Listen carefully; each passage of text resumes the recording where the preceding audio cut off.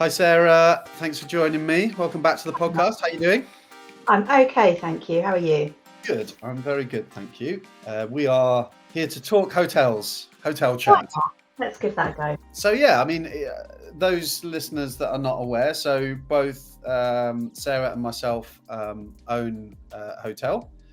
Sarah's been doing it quite a bit longer than we have, but I thought it would be a useful opportunity to jump on and actually just, I guess, share our experiences really of the kind of operational aspects of running a hotel and what that experience is like. So maybe talk through Yeah. your model of how you run and So our model, I think it all starts as often we say with the avatar, doesn't it? Really. So it's what your main guest wants, because obviously you've got lots of different avatars within the hospitality trade, but you've got a main one, and you have to kind of cater to that. So our hotel, our guest house, is based in a more of a tourism area.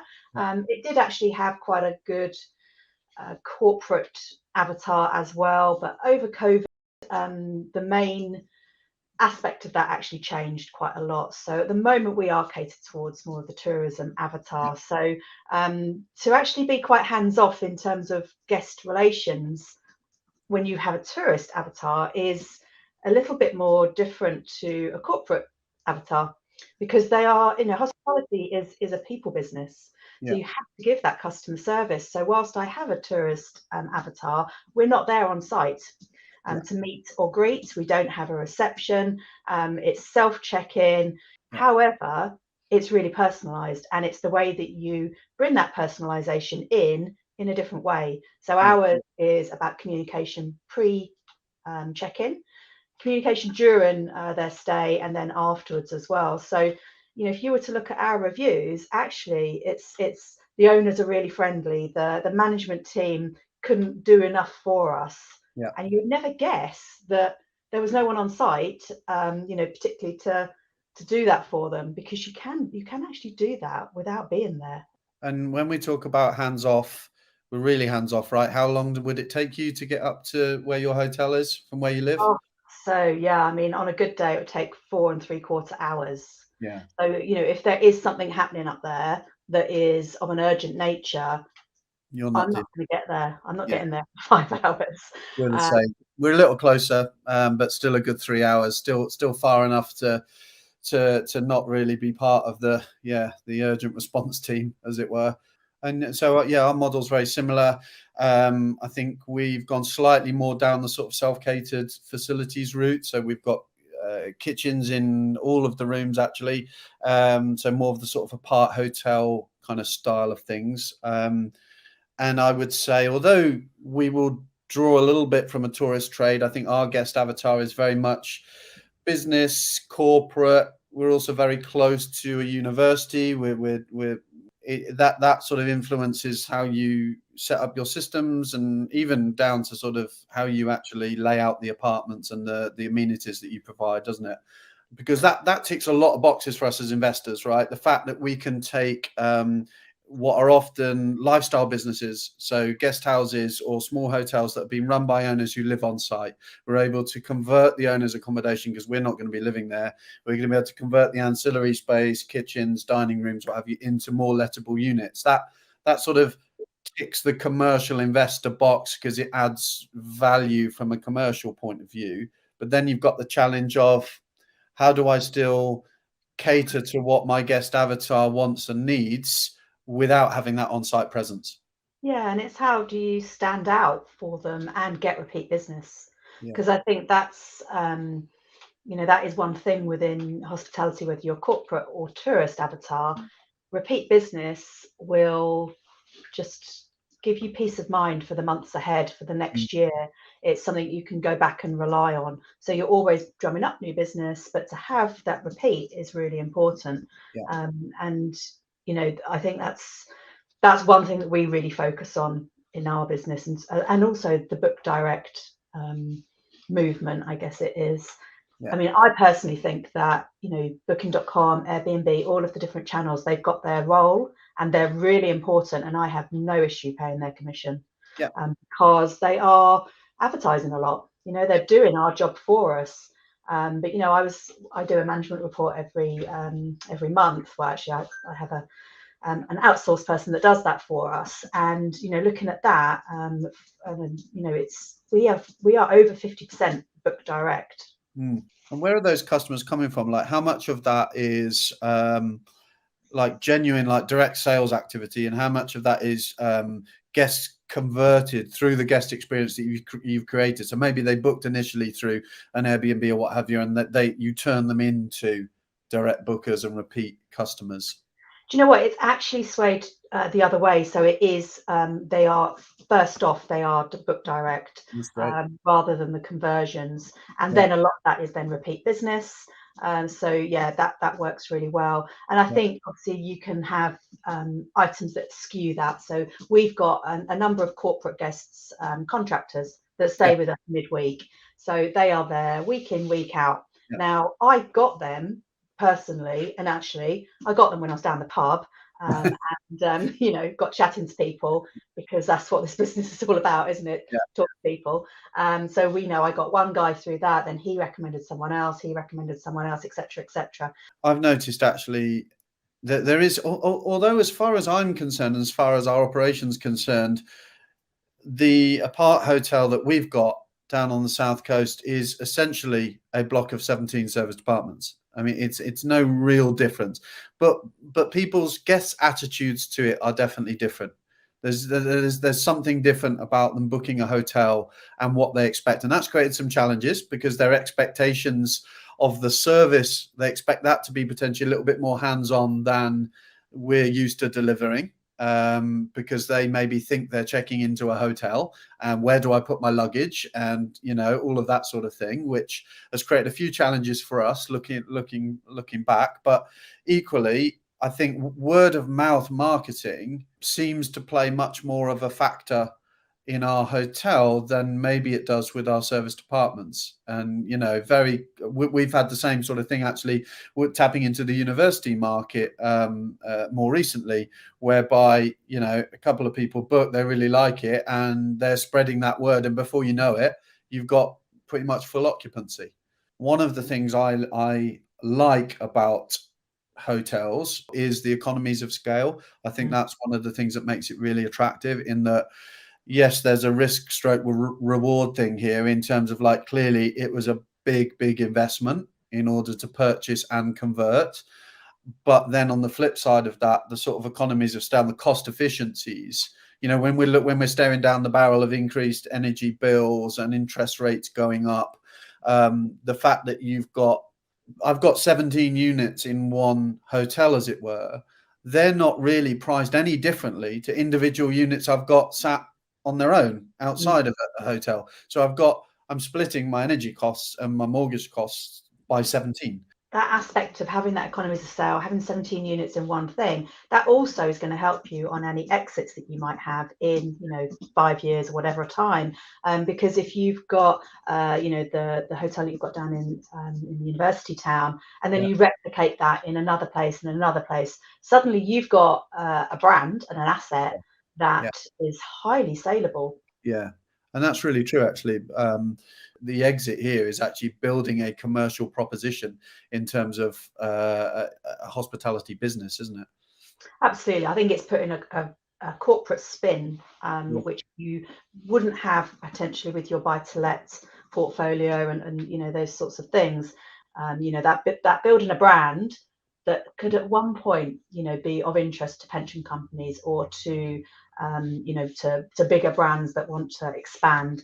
I think that's really exciting as well, because it brings in that marketing, it brings in all the commerciality and the operational excellence that I know you and I both nerd out on a little bit. Operationally, so the day-to-day, what are some of the challenges that you've experienced? Because these are, as much as we're talking about being hands-off and we live a long way, these aren't the kind of properties where you can just set it live and let it run. Operationally, there are challenges in just the day-to-day of, how do we manage a building of that size with that much activity going on? What have you seen as some of the challenges in operations? I think the challenges that we have really vary as to the team that we've got in place. So, recently we have just switched over our maintenance team. So that's something that I think, because we'd refurbed and we'd made it all lovely, and you don't get as much maintenance when it's brand new and shiny as you do as to when it's suddenly started running for a bit and you have a lot of volume of people in. The last few months we've been a little bit more reactive in, all right, room 9 needs this or whatever. Now we've actually got someone on board on a more permanent basis who is doing much more preventative things. Yeah. So they've got an eye for the industry. They've been in the industry for a long time as a maintenance person, and he's going around with a different set of eyes to us and saying, right, well, we need to get this done in these bathrooms to prevent any further problems. It's interesting that you say raise maintenance, because I think it taps into people's slightly different attitudes towards it being a hotel.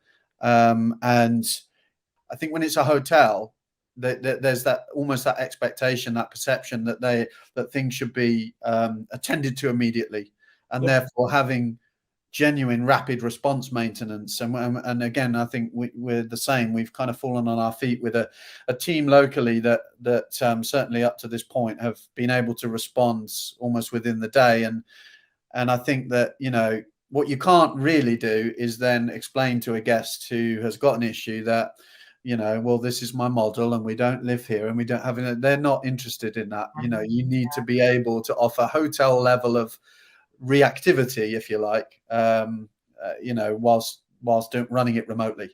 Yeah, and I think you do have to, just with the volume of rooms. I mean, you've got 17 rooms in your new place. That's 17 toilets that can get blocked. And it's a big task. Keeping on top of it, just to keep on top of it all. I think one of the other operational quirks of our models in particular is that we rely on people to read or listen to information as to how. Not a big ask, is it? But not a big ask, you'd say. How to access. You can send a code to someone 6 times in 6 different ways, and they'll ring you and go, "Well, how do I get in?" And it's like, did you read? No, did you read the text? Did you receive the carrier pigeon and all of those things? You're probably the same. Like, we are constantly like evolving that as well and trying different things and experimenting to the point where, and this sounds ridiculous, but to the point where we've recently changed the subject line in the email that goes out, which says access information. We've changed it to door codes, because it has to be that kind of explicit, because we get loads of people say, I haven't been sent the door code. It's in your it's in your access information email. Oh, right, I didn't read that. So we're having to be as explicit as you can, because actually one of the things that scares me the most, because it's, if someone literally is stood there for whatever reason, they've got themselves in a flummox and they can't access the information, they can't get into the property. That's one of the things that's really hard to deal with remotely. And often emotions are running high. They've checked in late. I don't know, the phone's battery's died. And it's thinking about all those eventualities, isn't it, with your communication, to think, how can I cover off all these bases to make sure that that's as seamless as possible? But like you say, if people just don't read things, it's... I think in their defense, yourself, when you've booked something, and you may have used booking.com or Airbnb or Expedia, you get a bunch of emails from them. Then you get a bunch of emails from the actual accommodation provider. So we are kind of fighting with, the messages that some of the OTAs put out as well. So the other thing that you and I have talked a lot about, obviously going through this process, is fire. I probably underestimated the sort of infrastructure we would need around that in terms of fire safety. But it's actually the operational aspects here of being 3 hours, 4 hours, 5 hours away makes you irrelevant with regards to fire response. And certainly for us, having an unstaffed, unmanned facility with 17 kitchens in it makes us about the most worst case scenario for the fire authority that there can possibly be. So how can we convince them and ourselves that we've got a response network and a response system that can deal with both false alarms and also, genuine emergencies in a way that will preserve life. And if there's anything that's going to keep me awake at night, it's fire safety. So we found that's been a big challenge. Yeah, and I think it's one that will constantly be a challenge and evolve with your unit. We're looking at our latest commercial building, and one of the first things that we're doing is bringing that fire safety expert in at the very beginning for the design. And yes, it costs a lot of money, but at least the infrastructure, the system, the design is with the end in mind. One of the things that I think was missed was luggage storage. And we didn't know we'd missed that until suddenly you realize that, with the focus on creative living space, actually people are turning up with these whacking great suitcases and with nowhere to store them. And that actually, in hindsight, or at least, we are now racking our brains to think, how can we actually provide a solution to that? We're literally thinking about that at the moment, not in terms of the storage of luggage, but for linen storage at ours. Because, we thought we had enough room around in various places. And on paper, we do. And it is working. It's been okay. But then, linen suppliers have changed. The way that it gets delivered gets slightly changed. And now, if I could get another room at ground level where, I could have that as my permanent linen, and then it moves around, because we're mid-terrace, big townhouse, so we've got lots of stairs. That's one of the things, but you don't know it until you're in the mix of it. And mail deliveries. Technically speaking, we try to discourage people having mail posted to them, because really the whole thing about serviced accommodation is they should and do have a registered permanent address elsewhere. That's what makes it serviced accommodation and short stay accommodation.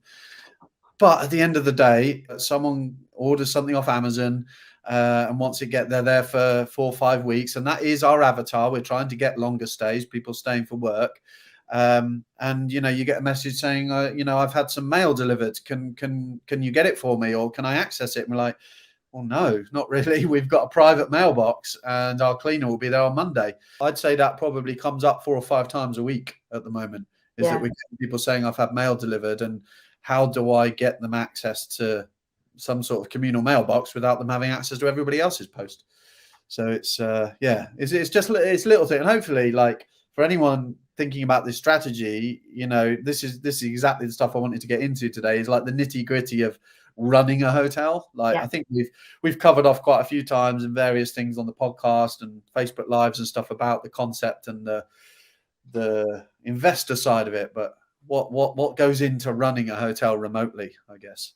And but the things I love about it, because we're kind of talking about some of the challenges, so the feedback's amazing. When you get someone that's had an amazing time and they come back time and time again, it kind of makes you feel a little bit warm and fuzzy, doesn't it? That something that you're providing is ticking boxes for someone else in such a way that they keep coming back for it. So I love that kind of instant gratification of, I'm doing a good thing, and I'm making people happy in that. It's been a massive learning curve, I think, operating a hotel, as opposed to, as a scaled up version of serviced accommodation, and obviously as a more hands-on, to a certain extent, hands-on strategy than HMOs, for example, or other residential lets. So hopefully people have got a bit of a flavor for some of the kind of challenges and the day-to-day kind of experience of running a hotel and what that looks like. Yes, absolutely. No, it's a good industry, and I think there's lots of fun to be had in it, despite all the little challenges that pop along. Brilliant. Thank you so much, Sarah. Thank you for your time. Always good to chat and catch up, but it's great to get your insight as well into the whole world of hotels. So thank you so much for that. Thank you, Mark. Take care. I'll speak to you soon. Bye. Bye-bye.